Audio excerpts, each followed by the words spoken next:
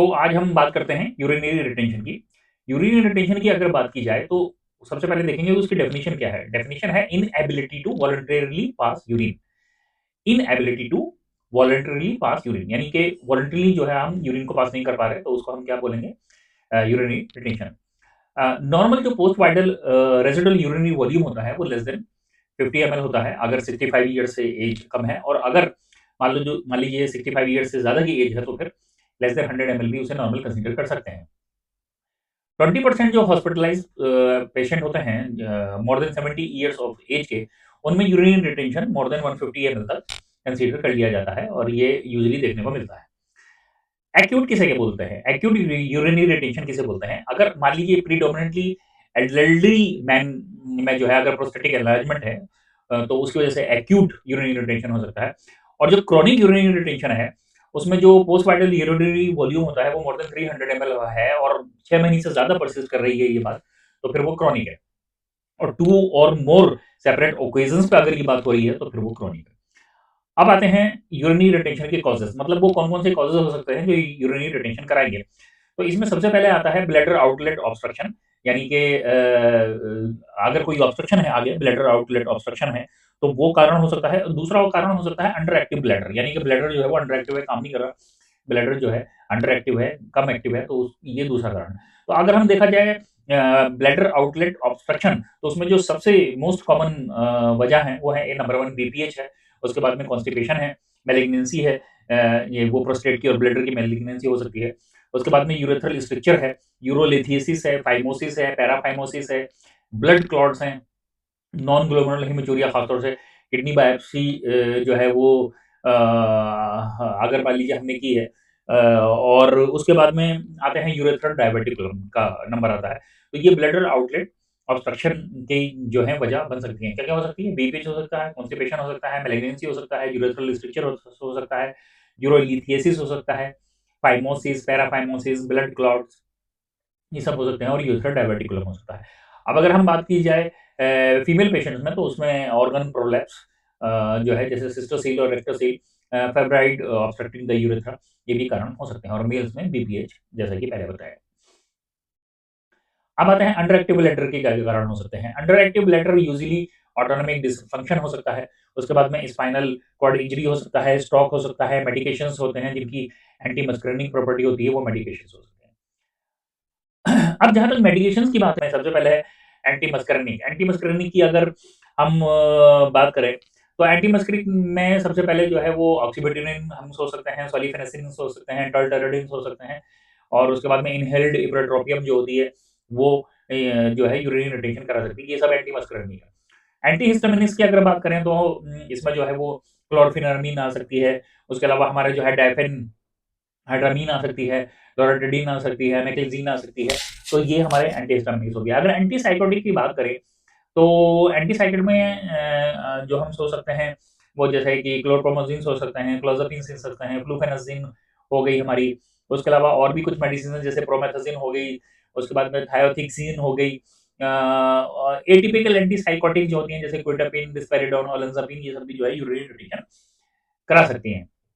अब आते हैं हम एंटी डिप्रेसेंट कौन-कौन से, जैसे एमिट्रिप्टिलिन हुआ, उसके बाद में और नॉर एमिट्रिप्टिलिन हुआ, पैरोक्सिन हुआ, उसके बाद में जो है वो एमोक्सापिन हुआ, क्लोमिप्रामिन हुआ, ये सब जो है हमारे एंटी डिप्रेसेंट हैं जो कि यूरिन इरिटेशन करा सकते हैं। एंटी पार्किंसन डिसीज़ जो है वो हम ये यूरिन इरिटेशन करा सकते हैं, जैसे कि बेंज़ोट्रोपिन हुआ, ट्राइहेक्सिफेनिडाइल हुआ, ये सब जो है वो यूरिन इरिटेशन करा सकते हैं।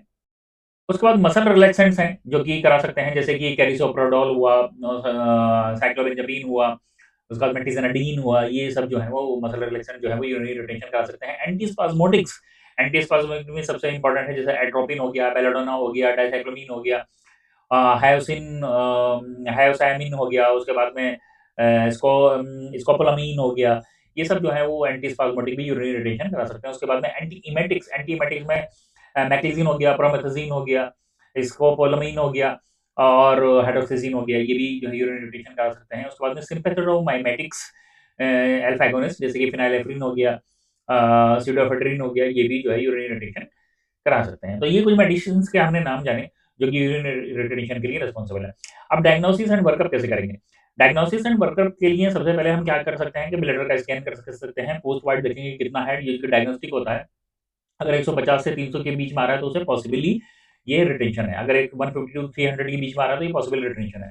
ब्लैडर और रीनल अल्ट्रासाउंड करके देखेंगे। हाइड्रोनेफ्रोसिस हमें इसमें देखना जरूरी है। जितना भी हमारा बेसिक मेटाबॉलिक पैनल है वो सब कराएंगे, यूरिनालाइसिस कराएंगे, यूरिन कल्चर कराएंगे। सीकेडी और हाइड्रोनेफ्रोसिस का जो रिस्क, अगर सीकेडी के साथ एसोसिएटेड है हाइड्रोनेफ्रोसिस तो फिर वो हायर रिस्क है। उसमें फिर हम जो है यूरोडायनेमिक स्टडी वगैरह करके देखेंगे। ट्रीटमेंट क्या करेंगे? ट्रीटमेंट में हम यूरिनरी कैथेटराइजेशन करेंगे। समटाइम्स जो है वो डायग्नोस्टिक भी होता है। उसमें हम इंडवेलिंग कर सकते हैं, इंटरमीडिएट कर सकते हैं। ब्लैडर डिकम्प्रेशन की वजह से कभी-कभी क्या होता है कि हाइपरटेंशन का जो है वो डेंजर हमें हो सकता है। अगर मान लो बहुत ज़्यादा ब्लैडर जो है वो डिस्टेंडेड है और अगर हम कैथेटर डालते हैं तो वो डिकम्प्रेशन में लीड टू हाइपरटेंशन। उसके बाद में अगर मान लीजिए आपने एकदम से यूरिन रिटेंशन है और एकदम से आपने जो है उसे क्लियर किया है तो डायलिसिस या हाइपरनेट्रीमिया का खतरा रहता है। यूटीआई है उसे हम जो है वो दूसरा जो इसका कॉम्प्लिकेशन है वो यूटीआई है। तो यूटीआई को जो है वो हम ट्रीट करेंगे। तो ये हो गया यूरिनरी रिटेंशन के बारे में। अब हम बात करते हैं नॉक्टूरिया के बारे में। नॉक्टूरिया क्या है? The need to wake at night 1 और मोर देन 1, ये हमारा नॉक्टूरिया हो गया। अब बेसिकली अगर 2 या 2 से ज़्यादा बार उठना पड़ रहा है रात को, तो फिर इसका मतलब ये है क्वालिटी ऑफ लाइफ खराब हो सकती है। एक दूसरी टर्म्स होती है नॉकटर्नल पॉलीयूरिया। नॉकटर्नल पॉलीयूरिया उसे बोलते हैं कि अगर मान लीजिए टोटल हमारा यूरिन आउटपुट दिन भर का जो है उसका मोर देन 33% रात में हो रहा है और एज जो है 65 ईयर से ज़्यादा है, तो फिर वो नॉकटर्नल पॉलीयूरिया हमारा कहलाएगा। काजेज़ क्या होते हैं नॉक्टूरिया के? पैथोजेनेसिस और काजेज़ की अगर बात की जाए, तो बेसिकली ग्लोबल पॉलीयूरिया यानी कि पूरे दिन का अगर हम देखा जाए ग्लोबल पॉलीयूरिया अगर 3 लीटर से ज़्यादा है, तो वो करा सकता है नॉक्टूरिया। उसके बाद में ऑस्मोटिक हो सकता है नॉक्टूरिया। उसके बाद में वाइटर डायरेसिस जैसे कि डायबिटीज़ इंसिपिडस हो सकता है, प्राइमरी पॉलीडिप्सिया हो सकता है।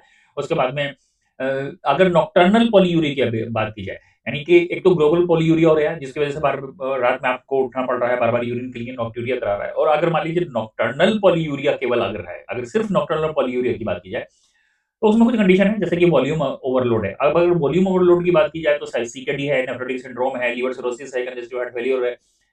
उसके अलावा अगर देखा जाए तो एजिंग है, उसमें क्या होता है ब्लंटेड डायरेनल वेरिएशन हो जाता है वैसोप्रेसिन का और वो वैसोप्रेसिन का लेवल जो है वो रात में ज़्यादा होता है।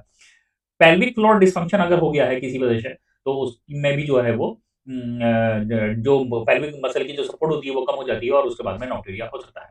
ऑटोनॉमिक डिस्फंक्शन हो गया है जैसे कि पार्किंसन डिजीज वगैरह, डिक्रीज सिम्पैथेटिक एक्टिविटी है तो नॉक्टूरिया होगा। मान लीजिए इवनिंग के टाइम में किसी ने जो है वो डाययूरेटिक लिया है, तो एक्सेसिव ड्रिंकिंग अगर शाम में हुई है और डाययूरेटिक वगैरह का इंटेक है, तो भी जो है नॉक्टर्नल पॉलीयूरिया होगा। उसके बाद में है लो ब्लडर कैपेसिटी, यानी कि पोस्ट वाइटल रेसिडुअल जो है बीपीएच है किसी को। उसके बाद में ब्लडर इरिटेशन है जैसे कि सिस्टाइटिस है, ब्लैडर वाल फाइब्रोसिस हुआ है, ब्लैडर वाल सर्जरी हुई है, कैंसर हुआ है, स्टोन हुआ है। उसके बाद में डेट्रूसर ओवर एक्टिविटी है तो वो नॉक्टूरिया कहलाएगी। उसके अलावा स्लीप एपनिया जो है वो नॉक्टर्नल पॉलीयूरिया कहलाती है। तो ये नॉक्टर्नल पॉलीयूरिया हो गया। तो हम अगर एक बात करें तो पहला काजेज़ जो हमने देखा वो है ग्लोबल पॉलीयूरिया। तो ग्लोबल पॉलीयूरिया में हमारा कौन-कौन आ गया? हमारा ऑस्मोटिक आ गया, उसके बाद में डायबिटीज़ इंसिपिडस आ गया और प्राइमरी पॉलिटिक्स पे आ गया। और अगर सिर्फ नॉक्टर्नल पॉलीयूरिया की बात की जाए तो ये सारे कारण आ गए जो अभी हमने देखे। उसके बाद में क्लिनिकल मैनिफेस्टेशन क्या होता है? इसमें लो क्वालिटी ऑफ लाइफ होती है, फॉल हो सकता है, फ्रैक्चर हो सकता है, इवन डेथ तक हो सकती है, डिप्रेशन हो सकता है, बार-बार जो है वो रात में उठना पड़ता है नॉक्टूरिया, तो ये डिप्रेशन को लीड कर सकता है। और फॉल और फ्रैक्चर तो बड़े कॉमन है, क्वालिटी ऑफ लाइफ जो है बड़ी कम होती है। वर्कअप क्या करेंगे? फ्रीक्वेंसी हम करेंगे, वॉल्यूम चार्ट बनाएँगे, उसके बाद में पॉलीयूरिया को हम जो है वो रूल आउट करेंगे। उसके बाद में ट्रीटमेंट क्या करेंगे? अवॉइड फ्लूइड इनटेक, यानी कि जो आप जो है इवनिंग में डाययूरेटिक फ्लूइड इनटेक जो है या फिर टी, कॉफ़ी वगैरह जो है उसको हमने अवॉइड करना है। और बेड टाइम से 6 घंटा पहले एटलीस्ट हमें जो है वो डाययूरेटिक को देना चाहिए। उसके बाद देंगे तो नॉक्टूरिया हो सकता है।